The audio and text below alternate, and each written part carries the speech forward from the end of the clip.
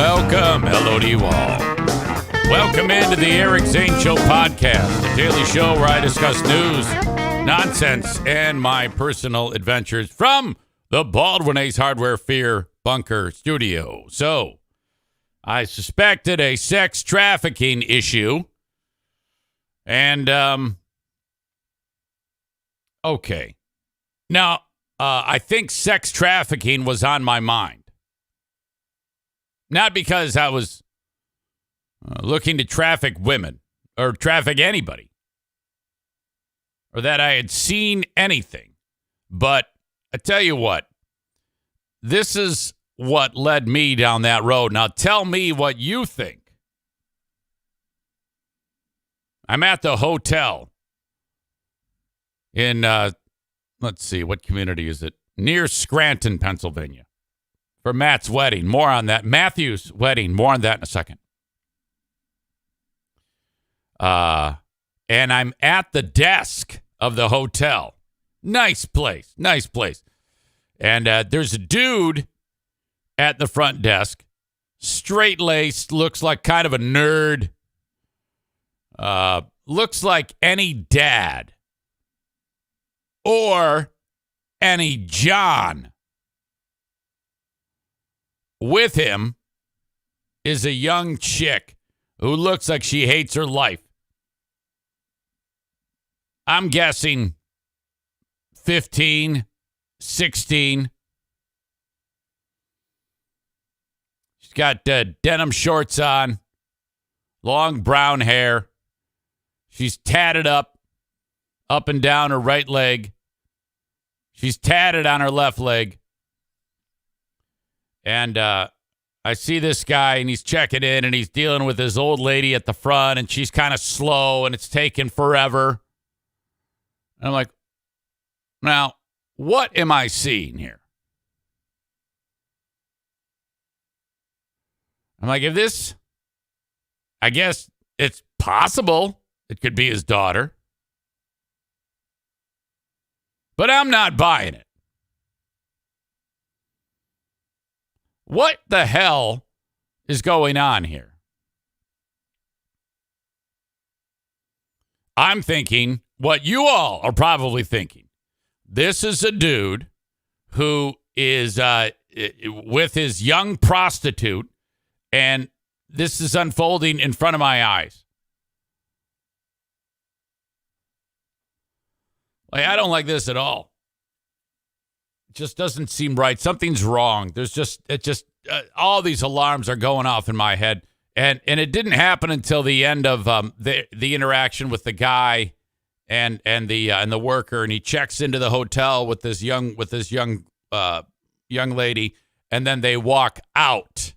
They actually leave and go out in the parking lot. Where they went, I don't know. So I'm in line for something else. I had to get my key re-keyed so that I could get into the room. And all the while, I'm like, I don't know. This doesn't feel right.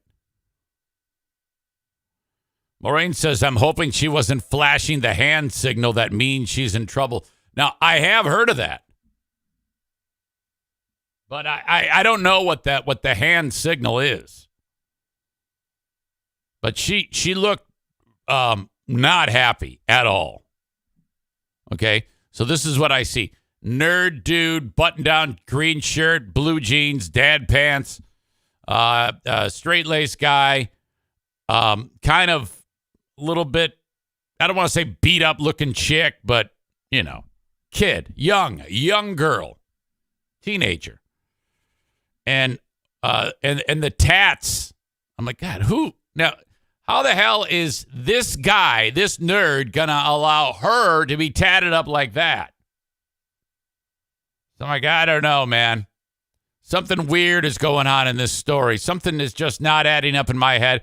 I am starting to think that he has hired her as a prostitute, and she's been trafficked. Maybe even missing somewhere. That's how this happens. You hear about some chick gets pissed off, runs away, gets aligned with Mr. Wrong. Next thing you know, she's kind of like in a horrible scenario that she can't get out of. She's trafficked. It's a very real scenario. Real scenario. It happens all the fucking time. So I'm like, what the fuck am I seeing? So now they've left, and while I'm in line, the lady is or while I'm getting my key recharged, I'm like, oh, boy, it's just strange. Good morning, Matthew. I'll talk about you in a bit. You missed the early part of the story. You're gonna have to go back and listen to it. So I wander up to my room, and I'm getting dressed to go to the wedding. And I called the cops. I called 911. 911, what is your emergency? I said, I don't know if I have one. However, and leading up to that phone call, I was like, yeah, I'm weighing what's going to happen. If I call the cops, and there's like two things that can take place if I call the cops, and it's like Cole writes, yeah, but what time did you call 911, Eric?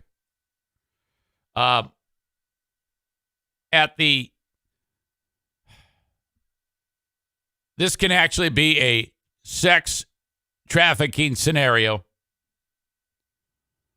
where this young lady is saved and she can get out, or it's incredibly awkward and embarrassing.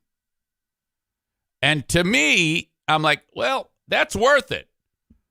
That's not too much trouble. And it's not my job to be uncomfortable. I don't have to do anything. So I called the cops.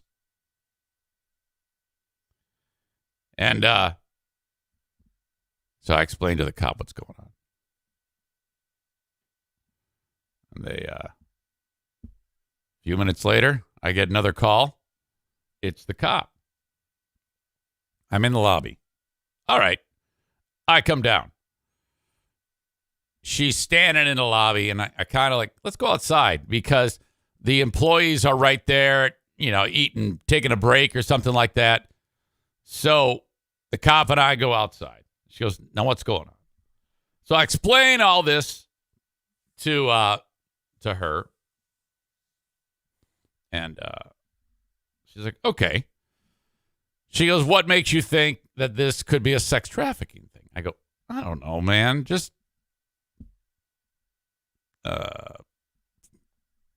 thinking that it just doesn't add up in my head. Something's wrong. Something's not right with this scenario. I give her all my information, make sure she has it. She goes, I'm going to go in and talk to the employees. Prior to that, I went up to the old lady who waited on the dude and the chick and me. And I go, hey, I used to work with that guy. He's here with his daughter. I swear to God, I said this. And she goes, oh, I don't know if that's his daughter. I go, oh, yeah, okay, what's his name? And she goes, I can't tell you that. I go, oh, of course, no problem. So I'm doing like my own investigation. This is after I called the cops. Go back upstairs, start to get dressed for the wedding. Cop shows up. I go back downstairs. I explain to the cop what's going on. Cop says, okay, yeah, I'm going to go talk to the employees. Okay, great. I go back up to my room, finish getting ready, pack. I'm going to go to the wedding. I'm going to get, Matt and Amanda are going to get married. And then I'm leaving from the wedding to go back to Michigan.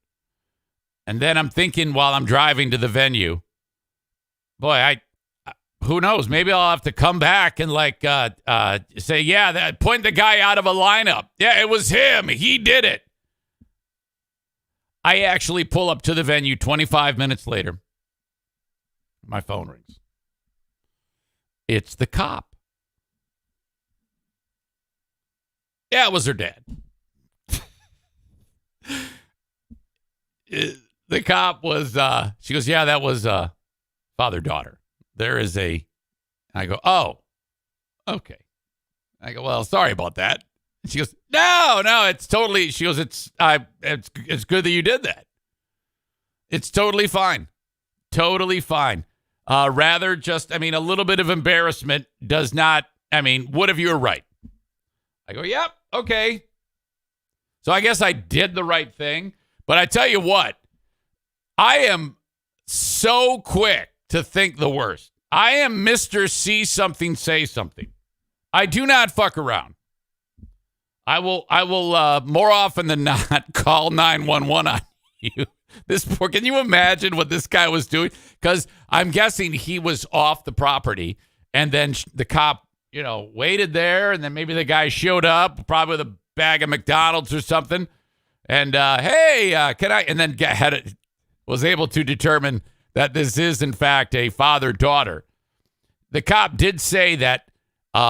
She even said more than she should, because she said, yeah, there's a custody dispute between the guy and the mom, and he was visiting to see her or something like that, or I don't know. That, like, I don't even want to know. You don't even have to tell me. But I'll tell you what, it was Chris says they're at friggin' Applebee's. He's getting cuffed and beat up. Tyler says, better safe than sorry, similar to calling 911 to notify them of your speeding on the highway. Brandis says, you absolutely did the right thing. You never know, and so much shit is happening with trafficking. Ryan says, typical big fraud, Zane. Amanda says, sex trafficking is so rampant in Scranton, PA. I just don't know what I'm going to do. Shut up. Tyler says, you're lucky he wasn't black or the cop would have shot him. Kenny says, quote, I'm sorry, it's just been so long since I called the cops. I felt it was long overdue. Chris also says, better safe than sorry. Oh. So, yeah, that is what my excitement was to start that day. I have to admit, when the cop said, yeah, that's the father. That's a father-daughter there. I was so disappointed. I wanted that to be a sex trafficking. I busted up, in my opinion, it said on the Scranton Daily News, sex trafficking ring broken up by Big Fraud Zane. I had it in my brain. I was again going to be the hero. My hero complex was going to kick in. Thank God for me. I am watching over everyone. You know what? I don't regret that. I'm glad I did that. I'll do that again. I will not. If I think for 1 second there's something amiss, I'm calling the cops. Fuck that shit. That's what these people are paid to do. Ryan says, can you imagine the costume Big Fraud Zane would have if he were a superhero? This is the first I've spoken about this. Haven't said anything about it. This is the first time I've talked about it. Matthew says, sounds like you did the right thing. That's the Matthew who minutes later I saw at the wedding venue. It was a hell of a day. Young Adam says, now the dad thinks mom called the cops on him. I did think of that. Maybe that happened.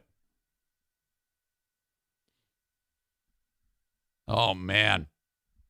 Holy cow. Aram says, I wonder what the cop did to confirm it was legit. Yeah, I don't know. I kind of wish I knew that on two. That I kind of wish that I knew too. Sorry, I think I had a stroke right there. Oh, my God. But I had to get the show rolling. EZ is breaking up sex trafficking rings, or so he thought, for a short amount of time. Sorry the late start today. Welcome into the show. For those of you that are enjoying it on Facebook, Twitter, and YouTube, it is time to say goodbye to you. Enough. You're moving on if you want the full show. You have to go to twitch.tv/Eric Zane Live or download the Twitch app on the Google Play or the Apple App Store. Jesus, what the hell is wrong with me? And search Eric Zane Live, all one word, after you download the Twitch app to your mobile device. You can get the show as it happens, kind of like your own favorite radio show. You can dim the screen and everything. It's all good. Run it through your radio and your Jesus, what the hell am I doing today? God. Anyway, that's what you do. You can download the audio podcast wherever you download shows. Please subscribe on your favorite platform.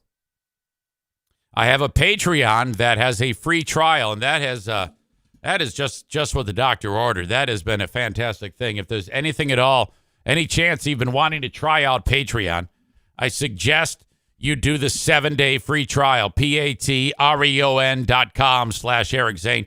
I've had about 25 people who've signed up for the free 7 days, and I'm keeping about 80% of those. That's awesome. Thank you so much to you folks who have tried it via that way. Just as I said, go to patreon.com/Eric Zane. T-shirts available on my website, ericzaneshow.com. Send me an email on the Shoreliner Striping inbox, eric@ericzaneshow.com. And that is it for you on Facebook, Twitter, and YouTube. We will continue on Twitch now.